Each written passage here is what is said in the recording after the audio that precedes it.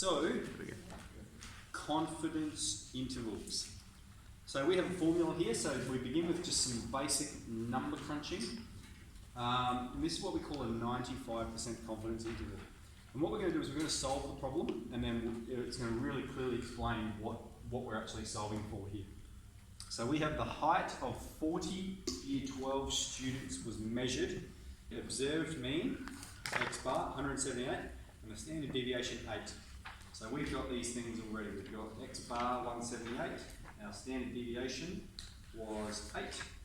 And our number of samples was 40. So we're just going to crunch those things into the formula here. So we've got 178, take 1.96 times sigma divided by root n.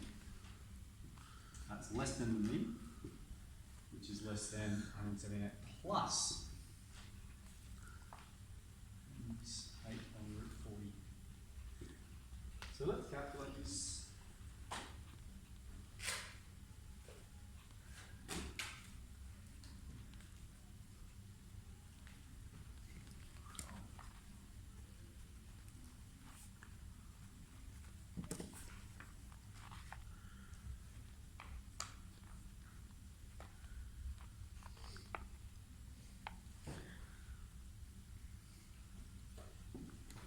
And I've got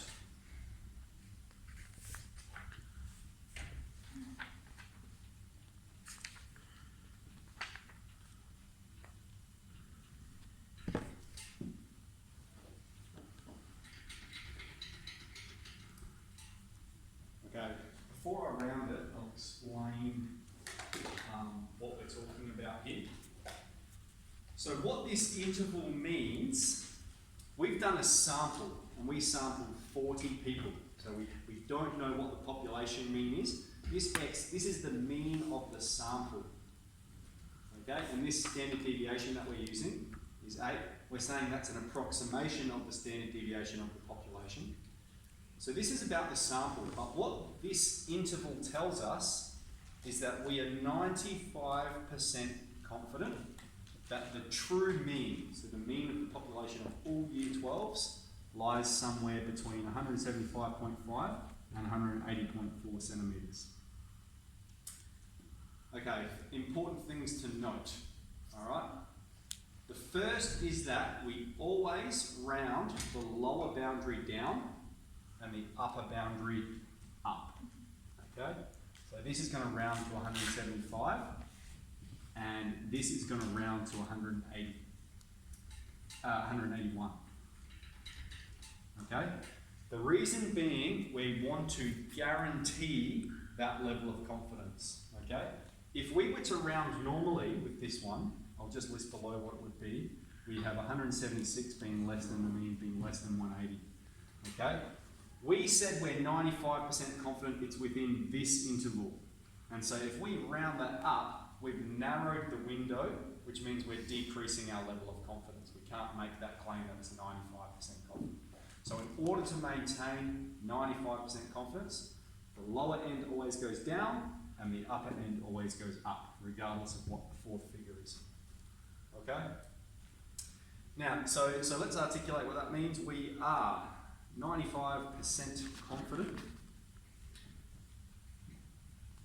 that the true mean lies between 175 and 181 centimetres.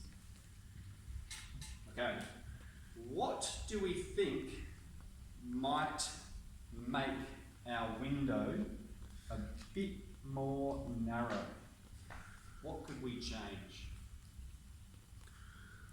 The standard deviation. Yeah, well, we can't really change the standard deviation because that depends on the information we've gathered, can't we? What is something we could do to increase the accuracy of this experiment? The number. Yeah, we could just sample more people. All right, and look at the formula here. We've got divided by the square root of n, okay? And so we're always subtracting 1.96 times the standard deviation divided by the square root of n. But as this gets larger and larger and larger, this factor here is getting smaller and smaller and smaller. Yep, so this is getting closer to 0, which means this is getting closer to 0. And so we're getting closer to our mean. The more samples we do, the narrower our window is going to be. Now here we've talked about 95% confidence interval. It won't always be a 95% confidence interval. We're going to talk about 99% confidence interval, 98% confidence interval, all different levels of confidence. The most common one we use is 95, but we will talk about others. So let's move on to example 2. And so we can generate other levels of confidence interval. And so we've got this 1.96 value, and that corresponds with 95% confidence. Let me show you how we calculate that. What we go into on our calculator, distribution, normal, inverse normal. Okay? Tail, central. Area, excuse me, I'll just skip those here. And we're talking about a z distribution, which we know has a mean of 1 and a standard deviation. And let's say we are talking about the 95% confidence interval. Our area in that case is going to be 0.95. And so this is finding what we call the value of z alpha on 2, which is going to tell us how far that result is from the mean, such that the area is 95%. Okay? And the mean of a z distribution is 0. So let's do that calculation. Everyone follow along. So we've got 0.9510, excuse me, tail needs to be central. And it pops up like this.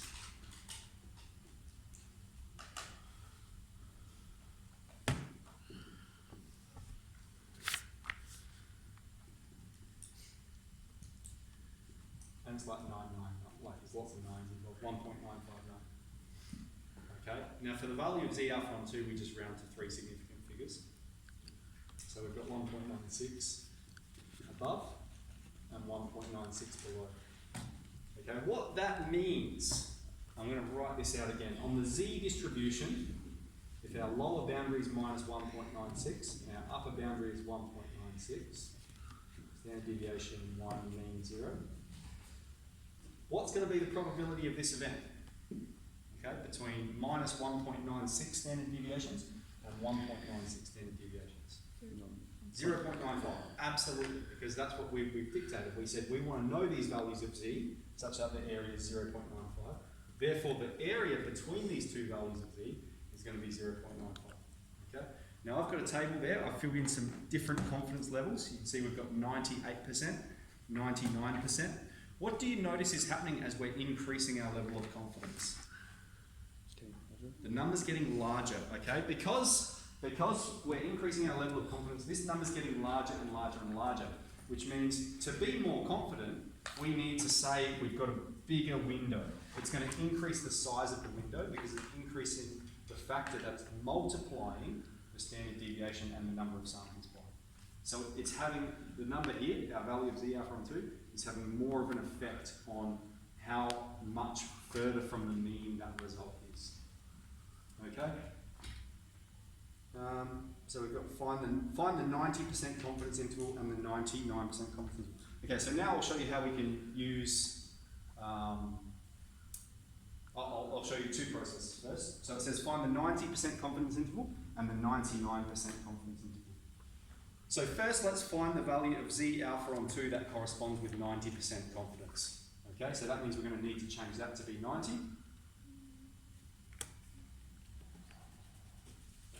And because it's lower than 95, we expect it to be lower than 1.96. We've got less confidence, so we don't expect it to have as much weight. So let's go 0.9, and I've got 1.64. Minus 1.64 to 1.64. Okay, so then what we're doing, this calculation, this is the formula, isn't it? X take z alpha on 2 of sigma on root n is less than the mean, which is less than x plus.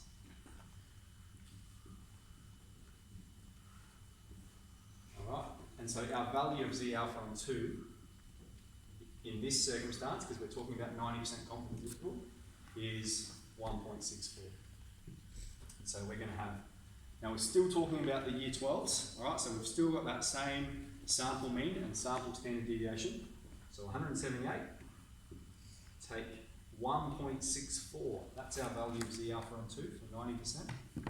Standard deviation 8, number of samples is the same.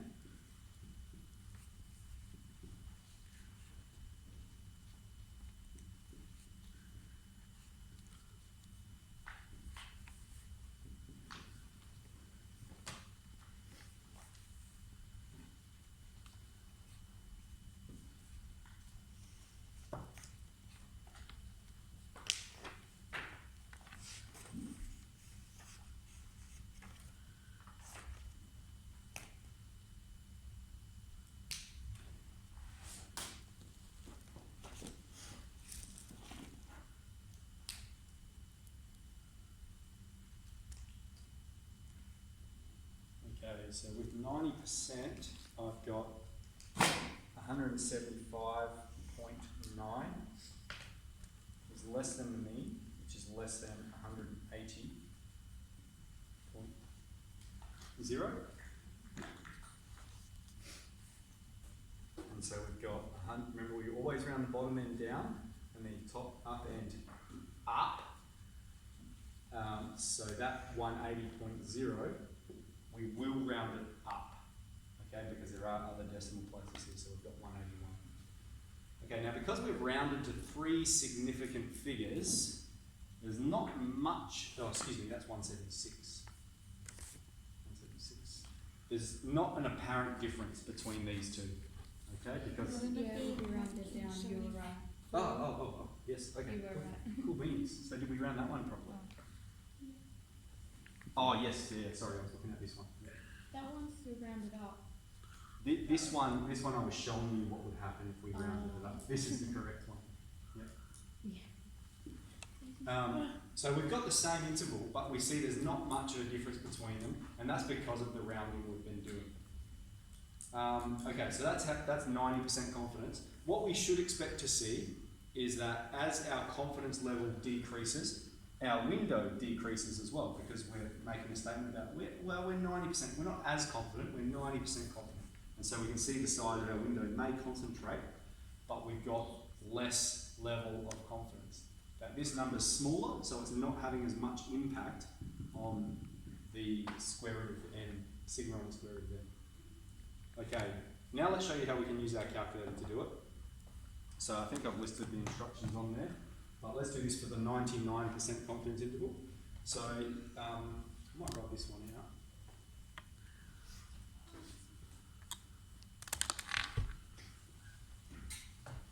Leave that there. So that's it. That was our 95. Now we're doing 99. So now we want to be really confident. Let's go to menu, and we're in statistics, and we're going interval INTR. We're doing a Z and 1 sample, and then we can just use our calculator. Make sure your data is on variable. Right, we're always talking about variable. And you've got confidence level. We're talking about 99%, so 0.99. Standard deviation 8. Sample mean.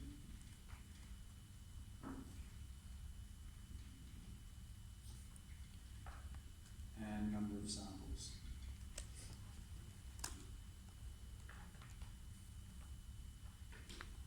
Yeah, now I've got 174.7, which goes to 181.2. So round the bottom end down, and the upper end up. Okay, so notice how our width, the width of the interval is the distance between these two numbers. Notice how it's increased. Here we're 95% confident, here we're 99% confident. So in order to guarantee 99% confidence, we've just extended those widths out a little bit more. So if you were just to have a play around here, you can notice what happens with that value of n. So if we just skip back to 95% confidence, and if you put in a sample size of 10, you can see how it changes the boundary. You put in a sample size of 100 or 1,000, you can see how it changes the width we're talking about. And as n increases, the width is just going to come in closer and closer and closer because we're going to be more confident because we've done a larger sample. So confidence intervals, that's 9D. So, now let me say this. So you can use, I would just encourage you to use your calculator. I probably wouldn't bother inputting it all manually. I've never seen you be required to do anything like that. Except in the test, of course. In the test we've said write out the formula. So do both. And the other thing is, in the textbook, I think they just round normally. Okay? So, so just be aware of that. All right. If you're off by a digit, it's because they're not rounding it the technically correct way. Okay. Cool.